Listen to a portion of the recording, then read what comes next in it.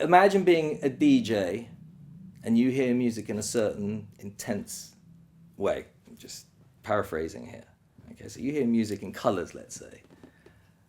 And for years and years, you listen to music in this way, and you're in your own little thing, you're just doing your thing. And then all of a sudden, you get on a Saturday night, you get to play to 500 kids who, by dropping an E, unfortunately, by drug inducement, are now also seeing and feeling music in colors and in a sensory way.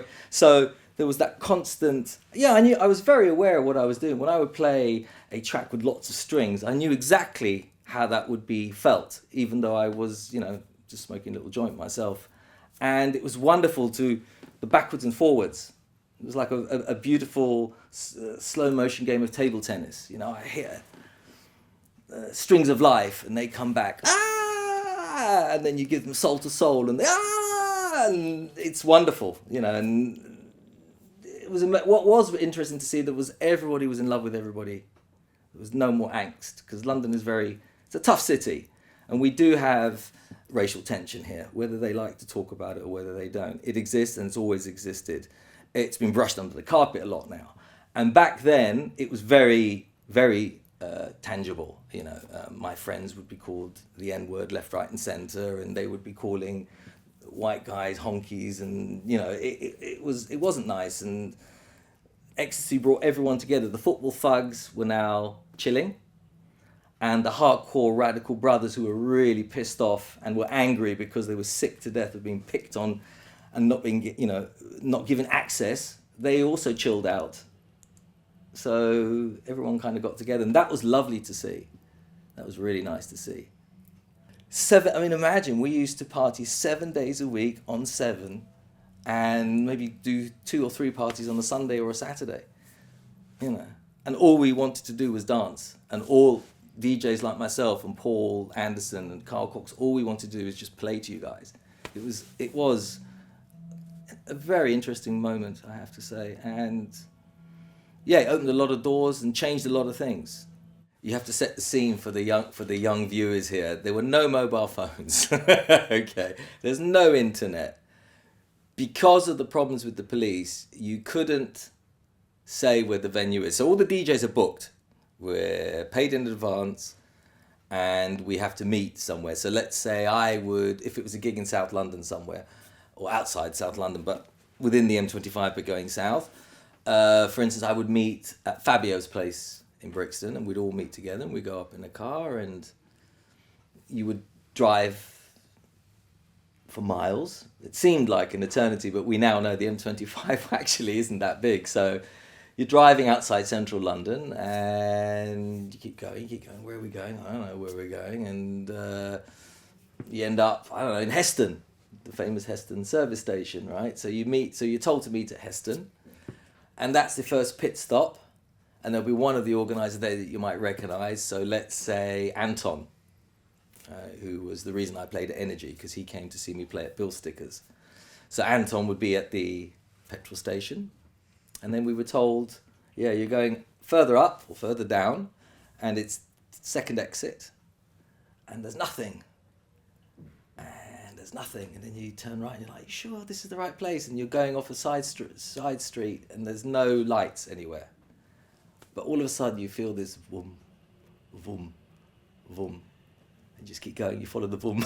And it's a convoy of cars, right? You're talking a convoy. A convoy's as big as a convoy can be. So maybe 100 cars, 200 cars. It was crazy. And you just follow the boom, boom, boom. And then there might be a little clearing, and you might just see of a laser or some strobe lights. And that was it. You knew where you were there. And you get there. And I remember, was it Energy? I can't even remember if it was Energy. And I remember we got to this place, and it was just this bank of generators.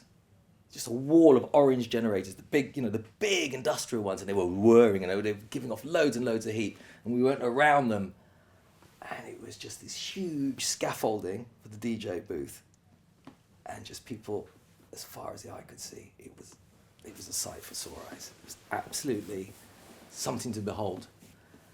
And got up the scaffolding, dump your records. Paul Anderson might be playing, Fat Tony might be playing. Fabio might be playing. Trevor Fung, Evil Eddie Richards.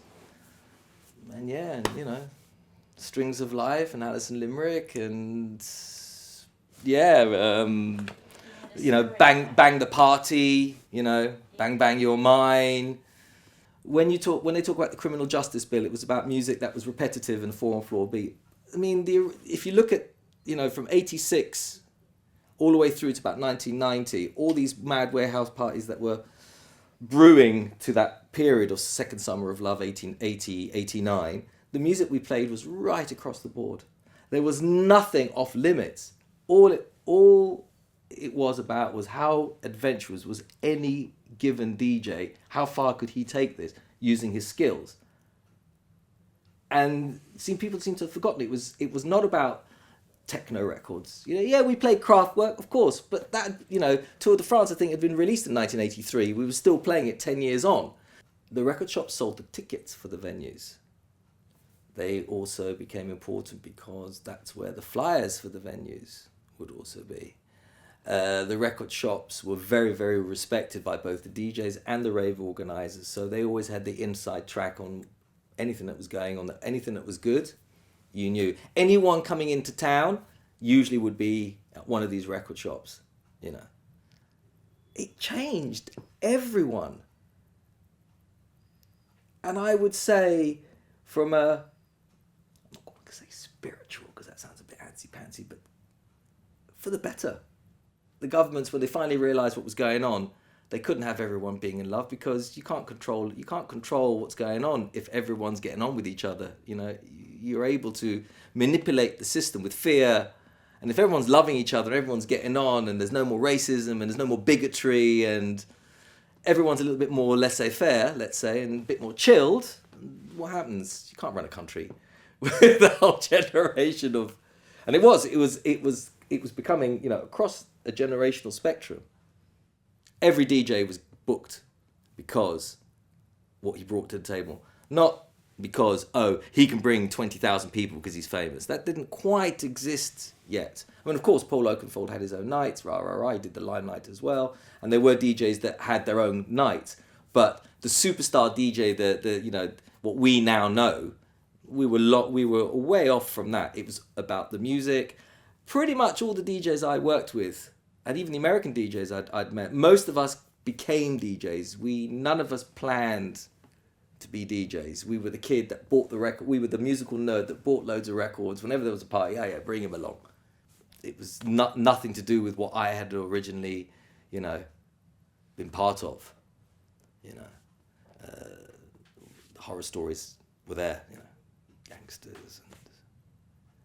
But the wonderful thing is that because of that golden, let's call it a 2.5, maybe even, 2.5 year period, that as memories and that as the foundation for everything that we're about now, it made its mark. Just like punk did. You know, it made its mark. It was a very short window, but so powerful. And all you really wanted to do was make people dance. There wasn't this whole thing with the, you know, people doing the raves because they were selling their drugs. I wasn't a party to it, let's put it that way, and I never saw it. Certainly, I never saw it. Of course, they were making huge amounts of money selling Ribena for the most stupid amounts of money because it was all about Ribena back then. The little cartons. So it was Ribena. The guys used to come with truckloads of Ribena and water, no alcohol, but make a killing on water and Ribena. Can you imagine the local carrier? Can you imagine the local cash and carry? They must have been like, what the hell's going on here? You paid at the door. There was food out the back. You had 2 sound systems, one on the ground floor, and you had one on the upper floor. And there were 2 different sound systems. So, for instance, for me, the sound system I was always wanting to be around was the one that played sort of all the soul stuff. But there was always a room that had heavy dub and heavy reggae with big hand-built, you know, cabinets. And from what I can understand from the conversations with the boys is the original sound systems that used to do all these reggae sound systems and these type of parties, these were the original guys that would rent their sound systems to what was becoming the burgeoning rave scene. And so you'd have these amazing hand-built sound systems that were built basically for reggae, and so they had the most insane amount of bottom end. So of course, this is what you wanted, especially if you're in a huge warehouse which hasn't been very well soundproofed. In fact, I don't think I ever played in one of those warehouses from Lea Bridge Road to God knows wherever. I don't think any of those rooms have been treated, because I can just see myself spinning records, freezing my ass off, in a parka, freezing, the sound bouncing all over the place, the biggest monitor speakers because you can't hear the sound, everybody wearing their coats, everyone just losing their mind, and, very dark. And that very strange smell of people smoking very weird types of cigarettes. Yeah, and then of course, as the raves got bigger, then they would start renting, going to these bigger hire firms and literally renting from companies that would do installations for Wembley, and the kind of companies that would do the sound systems for, what's it called? The big thing at Wembley back in the 80s, what was it called? We Are the World, or whatever it's called. These type of gigs. Big rigs. Because I can remember one of the Energies sound system was absolutely spectacular. It was just a wall at one end. But it filled the entire, looked like a hangar, but I think it was just an absolutely massive warehouse. You see, all that whole thing with, it was loads of little things that created that one instant. But it had been bubbling for years. We of course we know the stories when Oki and the boys went to Ibiza and had discovered what is known as the Balearic sound, and I think that's where they discovered the boys. I think is the story. You'll need to do some referencing on that. But that's not the only story. There were other people. There were other incidences. For instance, I used to, because of Mum being Italian, I used to go to Italy, Switzerland, France a lot. So these, like I said, Tullio d'Episcopo, Stop Bajon, I discovered that in a nightclub. I was at maybe in Branchiglione, and I heard the DJ play this fucking record, and I was just like, what the fuck is this? It's really slow, but went to the record shop the next day, bought it, came back, was in my record collection. When I started DJing, it came into the box, and so it's all the stories that make up this one wonderful moment. And a lot of the DJs don't even seem to remember the records they played. Maybe they just had too much fun. But there are some there are seminal records that never get a mention. For instance, I said it earlier, Bang the Party, Bang Bang You're Mine. UK house, one of the most important records. Very, very important. Things like Simple Minds, for instance, Corporation of One on Smoking Records did a house record called The Real Life, which sampled Queen and also the Simple Minds theme from Great Cities, so which had been released in 1981. But then, because of that record by Corporation One, throughout the years, became a really, really important record within that scene. CNC Music Factory as the 28th Crew. I Need the Rhythm from 1989. Big record. I mean, there's a reason they became a household name, was because they were making amazing underground joints at the time. Anything by Kraftwerk, Tour de France, Computer Welt, which, were released in 1981 and 1983. But these were huge rave anthems in that period. In Excess, Need You Tonight, big Balearic record, so it became a big rave record. William Pitt, I mentioned City Lights earlier, the Max Cocaine I mentioned earlier. A record by a guy called Terrier Ripdal, who's an artist, he's a jazz artist on ECM, did an album called Waves, and there's a track on there called Per Uli, which is basically a techno record. But it's before we call it, so it's just this driving jazz, four on the floor. It's four on the floor, and it's just driving with the most twisted bass lines you've ever heard. And, I had the pleasure of dropping that a couple of times, and yeah, it definitely worked. Jesse West, Renegade, big hip-hop record, massive record in the scene. Because it was very, like I said to you earlier, it was very, very eclectic. and only became what we picture as it being just house, when it had already tipped over to the dark, what I call tipped over to the dark side, and being eclectic was not an option. I mean, I noticed from getting booked at every gig, when I came back from my travels, and I had, I'd been living in Spain, I'd been DJing in Spain, and I'd been DJing in France, and I'd been DJing in Italy. So, of course, after what had happened here in London, my brain was completely open by the time I hit the Mediterranean, for a long period of time. So I was picking up all these just really weird records that I thought, came back to London, couldn't get a gig because, man, you play this weird music. Yeah, you play house as well, but by then you played house. You played techno, you played techno. You played ambient, you stuck to it, So Master Morris made a huge career out of just being a chill DJ. As the rise of global communications. And yours truly, I'm right, you're all wrong, and it's all about playing everything. So, it became quite difficult to get gigs. So I ended up spending less and less time in London, and just, as soon as I could get a gig abroad, I just packed my bags, take my records with me, and piss off somewhere. Because, if you can get a nice gig and play in Turkey for a year and a half, because they pay you top whack to play your tunes and just do what you want to do, you do, right? People dancing and getting together is as ancient as Adam and Eve. It's one of our base instincts. And we have become so far removed from our natural instincts. Dancing brings us back to where we truly are at our happiest. No man, no woman is as happy as when they're hearing their favorite tune on a killer sound system in a room filled with people who also love that tune. I mean, when I drop a Curtis Mayfield, I'm getting goosebumps just thinking of any Curtis Mayfield record you can think of right now.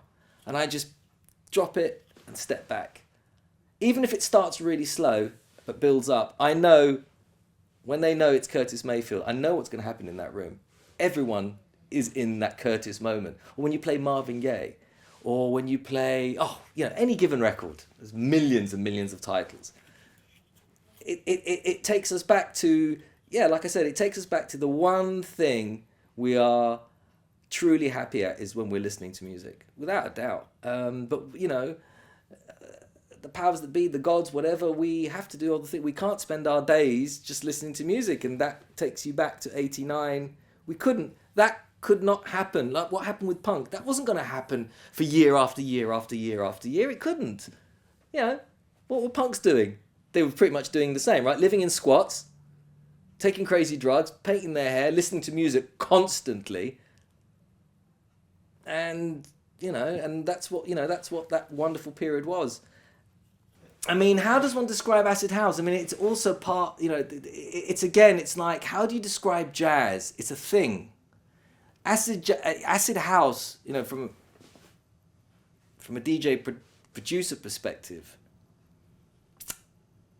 it's a feeling. But of course, there are certain sounds, certain techno sounds that are in there that make, some certain little squelchy sounds. But I mean, bar the one track with Gary Hazeman, We Are Acid, I'm from the school of thumb that there is no such thing as acid house, as there is no such thing as house music. It's just a thing, it's four on the floor. But there were huge disco records, like Francine McGee's Delirium, on RCA. That was a big disco record. It was a big boogie record. It was a huge record doing that rave scene, and it became massive when the whole acid thing went, because it's got just certain sounds in it and evokes a certain energy. But acid, I'm not sure I can answer that question, because I'm not sure, because I don't subscribe to genres very much. I can hear jazz pretty much in anything. If you set your mind to it, you pretty much can, right? You can a couple of chords on the piano in a weird Detroit techno record. Yeah, those are jazz chords. You know, or the record's been sampled. You know, and yeah, there's a bit of jazz in there. So yeah, probably, you know, acid house. I don't know. Like I said, I think just relating to that sort of period, it's got certain sounds.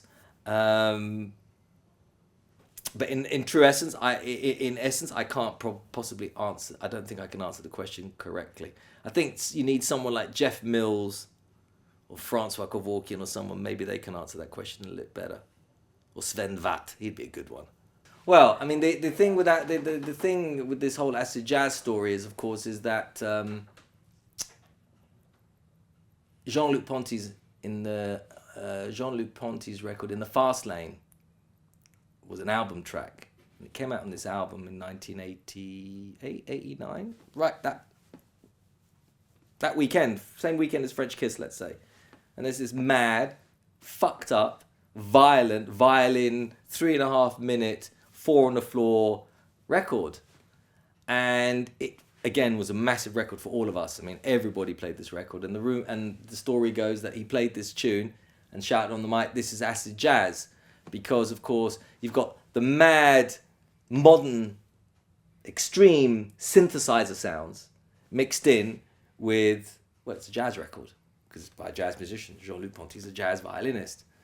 And that creates that moment where the expression, I think, don't hold me to, these are not testable words, but that's that moment where the word acid jazz comes about. So, yeah, but again, you look, for instance, Giles coined the phrase acid jazz playing that record. But at the same time, Fabio was playing it, Groove Rider was playing it, Okafor was playing it because I heard him play it. I know Carl Cox played it, I played it, Paul Anson played it, Evil Eddie Richards played it. It was a record, you know, all of these things happened all at the same time. And it's just a question, I don't know, certain things stick, certain things don't stick. But we all were at the same record shops. We were all buying, not the same records, but we were all there at the same time. You know, it's just a question, did Paul Anderson play Casey Flight? Yes, he did. Did he play The Futures at the same gig? Yeah, he did. Did he play La Raza? Yeah, he did. Did he play the Terje Yipto? Maybe not. But that's just one. But otherwise, you know, all these tunes were swimming in this wonderful pond. Because, of course, the one thing about England always is we take music and culture from all over the world, absorb it, spin it around on the head, and then sell it straight back to everybody. You know, all these records in America that were coming out at the time, they were not as big in America as they were here. But then those American DJs came here and they were bigger here than they were in their own. You know, I did David Morales' first gig. He played after me. So let's say I warmed up for David Morales, his first ever party in a field. I think it was Tom Tom Club. And he played before me. And I remember seeing him and I'm looking down, and poor David's not going to like this. I was looking down off the scaffolding and he's there with Judy Weinstein and Ricky Morrison. And there he is, cap sleeved, perm head, skinny. He hadn't become huge and tattooed and buff. You know, and he was absolutely in awe. I remember his expression when he stepped up onto the booth to swap over, and he just looked out. I can just see his expression. He was just like, what the fuck? Where have I just landed? I've just landed on the moon. You know, because of course, these guys in America, they were playing a lot of the gay warehouse clubs, which is slightly different. This was gay, black, white, heterosexual, teachers, you know, you remember, it was everyone together. No one gave a damn shit, you know. You had chauffeurs, you had policemen. I remember a policeman seeing a copper who was high on E one evening I'd seen him in a uniform a couple of days earlier. And then on the Friday night, I don't know if he was going undercover, but he was definitely high on an E. Yeah, I mean, the big DJ, pirate radio was a huge part, like the record shops. Everybody had their important part to play for the whole thing to work. And none of it would have worked if the other little bits crashed. So if there hadn't been any good record shops, well, we wouldn't have gotten any tunes. So we wouldn't even know about Night Writers, Let the Music Use You, back in 1987. Yeah, you know. That record hovered around for years before it really became big. Salsa House, Richie Rich, was on the back of a hip-hop 12 called Turn It Up. Yeah? Came out in 1988. But it wasn't until a year or so later that Pete Tong, who was working at FFRR, signed it. And then, of course, like I said earlier, Sueño Latino, probably one of the most important records. So, obviously, as well as the record shops, so you buy your Sueño Latino as an import. Where do you go? Friday afternoon, got your pirate radio show in a tower block in Swiss Cottage on the 20th floor Taplow Tower. There's a lovely lady with her dog. And you go in, and you go into the second room, and it's darkened out. It's been soundproofed with egg cartons, 2 turntables, mixer, no CD player, no CDJs in those days. Slap on your Sueño Latino. London, Wagwan.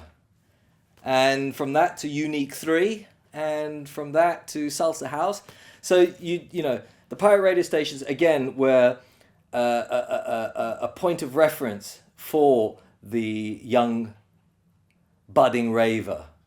So if he missed getting the information he needed at a record shop and wasn't sure, he'd go home in the afternoon or whatever, get his radio, and he would listen to the radio station, and we would read out a huge list of events, where we're playing, not where we're playing, but when we're playing, the name of the event that we're playing at, and where it's going to be. It's pager number tingy thing at so and such a time, and yeah, so all of these things were really important, and as a DJ, you had to be on pirate radio as well as DJing in a club, because one thing fed the other. And of course, I think the most influential DJ probably, and for years, was Paul Anderson. I mean, he was the man. We had 2 DJs we all wanted to be. It was either Paul Anderson or it was Carl Cox. Because Carl Cox, with his 3 decks, he had mastered that really early. Loads of people have done it since, 4 decks, but at a time where you must remember most DJs didn't really mix back then. That's the thing. Not every, you're talking about a lot of DJs that had been, soul DJs, rare groove DJs. They came into house quite, surreptitiously or by accident or whatever, but they ended up being in this house scene, but didn't really know how to mix. So the killer mixers were Paul Anderson. I mean, on 2 decks, no one could fuck with this guy. No American, no German, no Japanese, no one. I was very lucky enough to DJ with him quite a lot. So I was able to watch a real master at work. Slicker than slick. All that business, with a big cigarette in his mouth and a bottle of brandy. Man, it was like watching Usain Bolt, but I mean, this guy would, like that. Like speed skaters you watch in the Winter Olympics. How they cut the up. This is how Paul would play. Unbelievable. And the tunes. Every tune he played, you had to have that record. And he made it even sound better because he'd always play 2 copies. He'd play the dub, phase it in out with the instrumental. Then he'd go out, come back in. Oh, amazing. And Carl on 3 decks. Imagine the first time you see Carl Cox in a sweaty warehouse in South London. 500-600 people, and there's 3 decks laid out, and you should finish with your 2, and there's always that what's that 3rd deck? And then Carl Cox comes with his missus and his crew, and he comes on 3 decks. Yeah, these were the boys. They were, and then there were a couple of American DJs. I mean, Frankie Bones played here a couple of times. He was technically spectacular, really good. And then of course you've got other names. All the other names came much later. Masters at Work. That's that's 90. I think Kenny and Louie. I think they came to London probably in 92. So it was probably 91, 90, maybe. I don't know. Yeah, the radio stations were amazing, and of course, one thing feeds the other, right? So this rave scene's kicking off. It's 1989. You know, French Kiss is selling in underground record shops by the thousands. Alison Limerick, Where Love Live, is one of the biggest anthems. Tears is just one of the biggest anthems by Frankie Knuckles. And then, of course, what happens is this has such a force that it ends up affecting the charts. And then all of a sudden, underground, heavy, well, not all of a sudden, again, like it has done in the past, because things go around in cycles, right? This black underground, what was once, and at that time was still predominantly quite a gay scene in lots of ways. This music was just entering the charts right on time, went to number one, which it should never have done, because it should have been Lolita Holloway's, obviously, because they pretended it was her singing, that tall black Italian chick. Outrageous when she came on top of the parts. I remember seeing it on top of something. You take the piss, right? I mean, we knew because I had the original. Okay, it's sampled, but you can't say it's your record. So, Alison Limerick, Where Love Lives. What else was massive? I mean, there were just so many of the records. Just when you think about it, you really have to do your research to actually look back at some of those titles. People Hold On, Cold Cut, featuring Lisa Stansfield. That was a top 10 record, wasn't it? If I remember rightly. Yeah, I mean, things like Pump Up the Jam had already been in the charts, but you know, the wonderful thing about that period also is that pre-internet, a record had as much lifespan as you would want to give it. So if the record was 20 years old and you'd been playing it for 20 years, but you're the only one playing it, you just carried on playing it because it became your tune. Yeah, I mean, so many records became Paul Anderson's tunes, like First Choice, right? And Let No Man Put Asunder. I mean, we all played that record, but that became Paul's record. Or in the case of Norman Cross the Tracks, you know, in our age group, in our world, that's a Norman. He blitzed that record, and when we were all sick to death of playing that record, and we'd only play it at a wedding, he still carried on playing it in clubs and rocking the joint. So yeah, I mean, because of the influence that this period had, we think it lasted, just like with punk. We think punk lasted. Punk was 15 months, right? I mean, anyone I know who's a few years older than me who were in punk, like in it, they were, you know, the movers and shakers within the punk world, they say, yeah, 15, 18 months maximum, it was over. It was, you know. And the same with this. But these things are so influential. Then you end up creating almost this mythological status that had been building over years because of many different factors, from the racial aspect, the social aspect, we didn't have any money, the poll tax riots, you know, all of these things pushed and kept pushing and pushing and pushing, and, you know, ended up being that wonderful, very small, but one of the greatest moments in my life. I have to say, I look back, nothing but fondness, but lots of people were living in squats. So we had that whole doing parties in squats things that kicked in round about the same time, because I used to do a lot before I did Energy and Sunrise, which was not Sunrise. Before I did Energy, in '89, I remember at the beginning in round about '88, I used to do a lot of warehouse parties in squats, which I found really quite surreal, because it was very Taxi Driver, you know, these huge places and people were living in them, but they were throwing parties and everyone was having lots and lots and lots of fun. This all grew out of a gay black scene. Didn't grow out of anything else. It's black music. Same with jazz, disco, hip hop. It's black music that black people really identify with. You know, it's deep in our DNA, and it ends up being, you know, it becomes really popular, and then unfortunately ends up getting really badly bastardized by the powers that be.